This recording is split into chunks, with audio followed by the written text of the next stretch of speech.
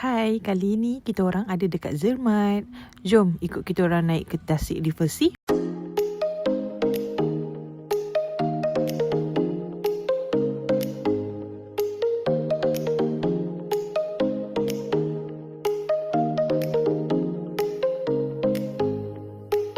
Tapi sebelum tu, jom singgah dulu tengok Gunung Matterhorn dari perkampungan Zermatt. Rumah-rumah kayu kat sini memang nampak unik dan vibe dia memang lain dari bandar. Tenang, bersih dan rasa macam masuk dalam movie Christmas. Dari hotel kita orang, jalan ke sini lebih kurang 10 minit je. Inilah suasana pagi di Zermatt. Zermatt ni sebuah perkampungan yang hampir bebas daripada kenderaan bermotor. Sebab tu udara dekat sini fresh dan suasana pun lebih nyaman. Zermatt ni lebih sejuk daripada Zurich. Jadi kalau korang nak datang sini, jangan lupa bawa jaket yang betul-betul sesuai. Tiket ke River Sea, kita orang beli tiket daripada Zermatt hingga ke Gornegracht, 66 Swiss franc seorang untuk pergi balik.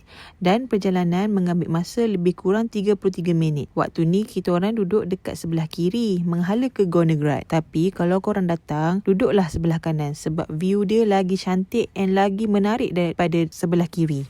Sepanjang perjalanan memang tak bosan langsung. Dari tingkap kereta api, kita orang boleh nampak banjaran Alps, pokok-pokok alpine, chalet kayu yang comel, padang rumput menghijau. Sekali-sekala, Gunung Matterhorn pun muncul depan mata. Memang rasa macam tengok lukisan hidup. Walaupun waktu ni bukan musim sejuk, tapi snow masih ada. Untuk ke Tasik River Sea, korang kena turun dekat stesen Rottenboden. Tasik River Sea ni adalah sebuah tasik alpine yang terkenal dengan pantulan Gunung Matterhorn di permukaan air. Kalau cuaca cerah dan air tasik tenang, memang boleh nampak refleksi Matterhorn dengan sangat jelas. Sebab itulah tasik ni menjadi salah satu lokasi paling popular untuk bergambar di Zermatt. Dari stesen Rottenboden, korang hanya perlu jalan kaki 10 minit sahaja untuk turun sampai ke Tasik. Laluan nak ke Tasik berbatu, jadinya korang kena berhati-hati. Pemandangan pula sepanjang perjalanan memang sangat-sangat berbaloi. Udara yang segar dikelilingi gunung ganang dan alam semula jadi memang buat rasa tenang. Walaupun kita orang datang pada penghujung musim bunga, suhu dekat sini lebih sejuk berbanding Gunung Titlis. Disebabkan cuaca yang terlalu sejuk, saya sendiri sampai rasa agak susah nak bernafas. Jadinya, kalau korang bercadang nak datang, pastikan korang pakai pakaian yang cukup tebal supaya lebih selesa sepanjang berada dekat atas ni. Kita orang tak turun pun sampai ke tepi Tasik River Sea.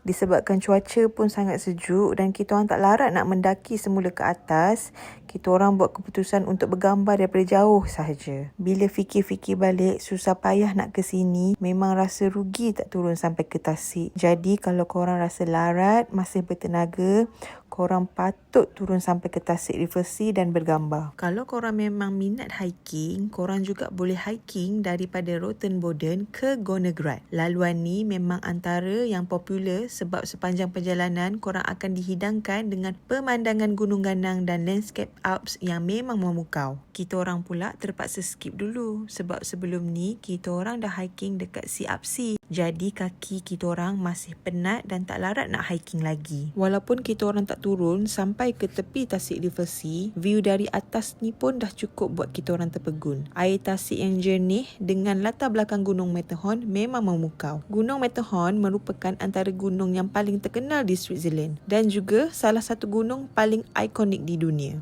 Pernah makan coklat Toblerone tak? Gunung yang ada pada packaging coklat tu adalah Gunung Matterhorn. Jadi, bila dapat tengok sendiri depan mata, memang rasa excited. Baru tahu kenapa gunung tu sangat-sangat famous menjadi simbol Switzerland. Okey, waktu ni kita orang on the way turun, balik semula ke Zermatt. Kali ni, kita orang duduk di sebelah kiri menghala ke Zermatt. Dan inilah view yang kita orang cakap tadi. Memang berbaloi pilih seat sebelah ni. Bagi kita orang, perjalanan naik turun sama-sama best. Jadi, korang jangan terlalu leka main telefon. Nikmati betul-betul view sepanjang perjalanan. Sebab inilah antara momen-momen yang buat trip ke Zermatt rasa sangat istimewa. Waktu ni Matterhorn dah tak nampak sebab dilindung awan. Tapi view sepanjang perjalanan turun tetap tetap superb. Semakin dekat kita orang dengan Zermatt, semakin kurang salji yang kita orang nampak. Rumput-rumput hijau pun dah mula memenuhi lereng gunung. Rumah-rumah kayu di perkampungan Zermatt pun dah mula kelihatan. Memang best tengok macam mana pemandangan berubah sedikit demi sedikit sepanjang perjalanan turun. Sampai je kita orang dekat stesen Zermatt, kita orang balik ke hotel untuk berehat sebelum sambung ke destinasi seterusnya. Waktu ni dalam pukul 8 malam, kita orang nak naik ke Morini Hill Viewpoint untuk tengok view perkampungan Zermatt pada waktu malam. Serius, view dekat atas ni memang cantik, tak tipu. Suasana dekat atas ni macam dalam filem Christmas dengan lampu-lampu dari rumah dan hotel menyinari seluruh perkampungan. Tempat ni memang antara spot yang paling popular dekat Zermatt. Jadi, masa korang nak datang, make sure korang datang awal sebab kita orang sampai pun memang dah ramai orang. Korang kena datang awal sebab korang kena dapatkan pot-pot yang cantik untuk korang bergambar. Kita orang tak dapat nak tunggu lama pun sebab dah terlalu sejuk di atas bukit. Kita orang tunggu sampai pukul 10 je. Lagipun pukul 9.30 baru nak maghrib. So, inilah hasilnya. Sampai sini je korang. Terima kasih tau. Bye.